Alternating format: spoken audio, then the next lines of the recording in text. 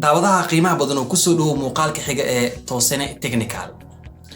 Markaad isticmaalayso internetkaaga waxaad booqataa website kala duwan kuwa oo isugu jira website xun iyo website fiican.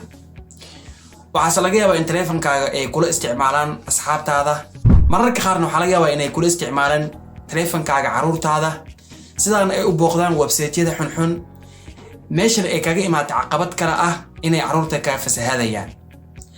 waxaad ku khasban tahay markaas inaad taleefankaaga aad ka ilaaliso caruurtaada.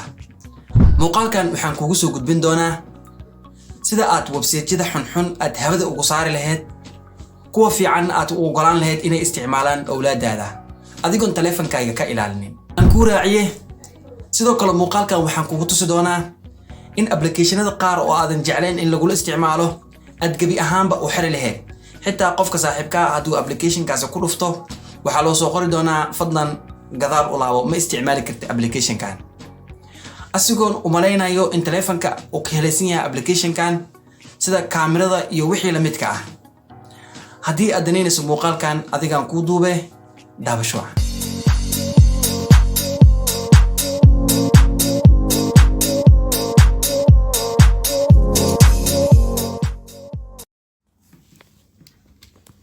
marka ugu horeysa waxaa soo degsanaysaa application loo yaqaano Blocksite, Play Store-ka aad kasoo degsanaysaa.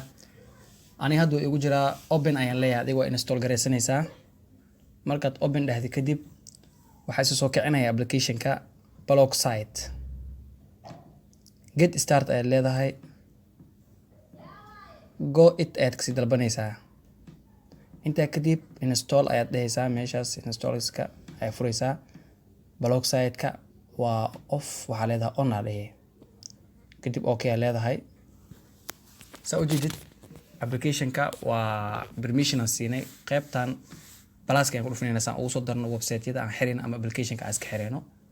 dhankan waa website-ka, dhankan waa application-ka markaan xireyno.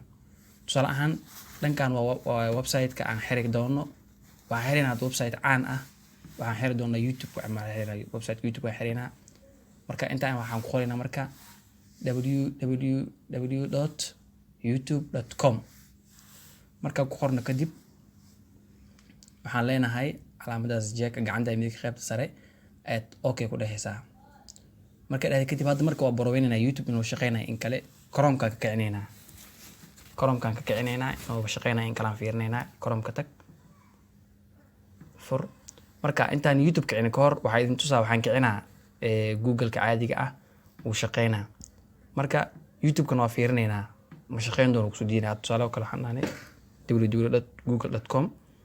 okay markaan dhahno oo kale Facebook yaa ka hore kasoo booday, Google-ka caadi u ogol yahay in la galo. waxaan fiirinaynaa marka YouTube-kan boroweynayna, waxaan leenahay www.youtube.com. marka inta aan qorno isla markii uu soo dhawaaqay wuxuu soo qoray slowly back, away, go back, forget about it. muku ogolaan doono website saas ugu xirtay.